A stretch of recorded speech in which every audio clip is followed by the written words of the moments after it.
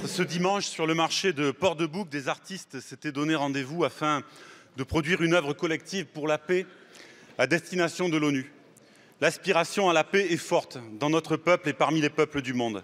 Et il est salutaire que cette aspiration, matinée d'inquiétude et de révolte, puisse se manifester dans un moment où l'humanité est traversée par les conflits. Nous n'oublions pas l'Ukraine ou l'Arménie. La désolation, les bombes, la fuite, les morts. Les attaques criminelles, meurtrières et aveugles du Hamas ont alimenté un engrenage de guerre et de violence qui semble sans limite. L'offensive militaire qui s'intensifie à Gaza est insupportable. Tous les crimes de guerre doivent être condamnés. Les Nations Unies décrivent une situation où une population entière est déshumanisée. Cela ressemble à une vengeance aveugle, à une terrible punition collective. Et le risque d'un embrasement n'est pas écarté. Bien sûr, il faut une trêve humanitaire d'urgence et la libération des otages.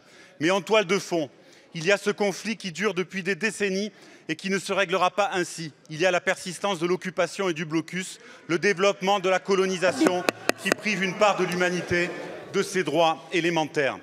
Dans le fracas et le drame, ces événements viennent nous rappeler à quel point nos organisations internationales ont été affaiblies à force d'être contournées, à quel point le droit international est fragilisé à force d'être bafoué.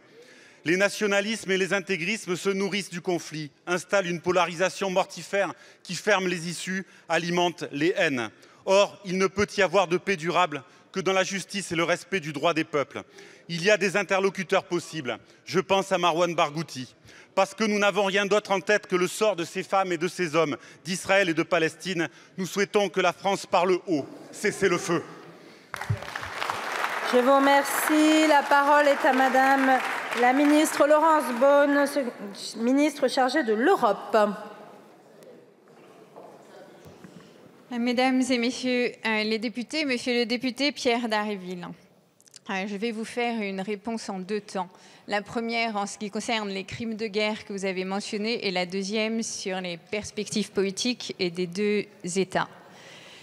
Le 7 octobre dernier, des milliers de terroristes du Hamas, épaulés par d'autres groupes terroristes dont le djihad islamique et la branche armée du FPLP, ont abattu en Israël plus de 1400 personnes.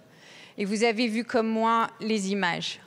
Vous avez vu comme moi la sauvagerie, la barbarie, les juifs tués, assassinés, les femmes et les bébés mutilés, les corps sans vie profanés parce que juifs. Comme l'a dit le président de la République, cette barbarie qui s'est abattue sur Israël est aussi une catastrophe pour les Palestiniens que nous n'associons en aucune manière au Hamas qui dirige Gaza avec la terreur. Le terrorisme est un fléau pour le Moyen-Orient, il l'est aussi pour nous.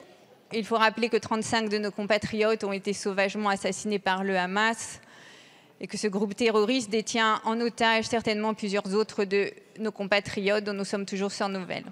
Donc nous le disons, Israël doit pouvoir se défendre et ce droit doit se faire dans le cadre du droit international qui doit être respecté. Toujours, la France a été aux côtés du droit, elle l'est aujourd'hui. Maintenant, au-delà de l'urgence humanitaire, c'est le deuxième temps de ma réponse, et il faut mieux répondre aux aspirations légitimes des Palestiniens. Les Palestiniens veulent vivre dans la dignité, loin des atrocités des terroristes du Hamas. Ils veulent pouvoir vivre en paix avec les Israéliens, et non pas face à face, mais côte à côte. C'est effectivement de notre responsabilité collective de redessiner un horizon politique et même de répondre à cette aspiration. La position de la France est constante.